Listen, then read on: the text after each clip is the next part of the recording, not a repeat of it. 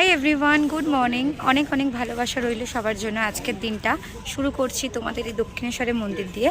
আজকে হচ্ছে তোমাদের দাদাভাইয়ের জন্মদিন। তো আজকে এসেছি সকালবেলা মায়ের দর্শন পেতে। প্রত্যেক বছরই আসি, তো রীতিমতো এই বছরে এসেছি। তো চলো মায়ের কাছে যাওয়া যাক, আবার তোমাদের সাথে পরে কথা বলবো। কারণ দক্ষিণেশ্বরের মন্দিরে তো তোমাকে ফোন ব্যাগ সবই জমা দিয়ে দিতে হবে। তো সেক্ষেত্রে মন্দিরে তো পুরো ভিডিওটা নিতে পারবো না, এখন তো পুরোপুরি কড়াকড়ি করে দিয়েছে। তো এবার ফোন রাখতে হবে। তো চলো আবার বেরিয়ে তোমাদের সাথে কথা বলবো।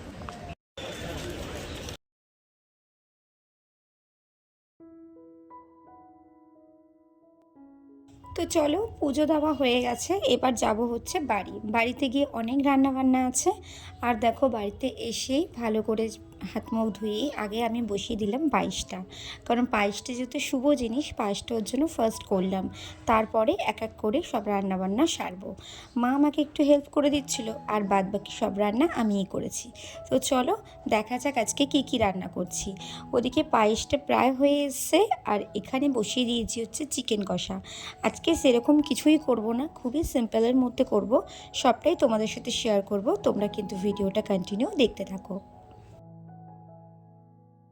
আজ সকালবেলা মন্দিরে পুজো দিয়ে মনটা কিন্তু বেশ শান্তি লাগছে। মন্দিরে সকালবেলা পুজো দিতে আমার কিন্তু বরাবরই খুব ভালো লাগে। আমাদের বছরে 3বার হলেও কিন্তু এই দক্ষিণেশ্বর মন্দিরে আমরা যাবই। এবার তারপরে যদি কখনো যাই সেটা আলাদা ব্যাপার, কিন্তু বছরে 3বার হলেও আমরা যাব। আমার জন্মদিনে, তোমাদের দাদাভাইয়ের জন্মদিনে, আর আমাদের বিবাহবার্ষিকী।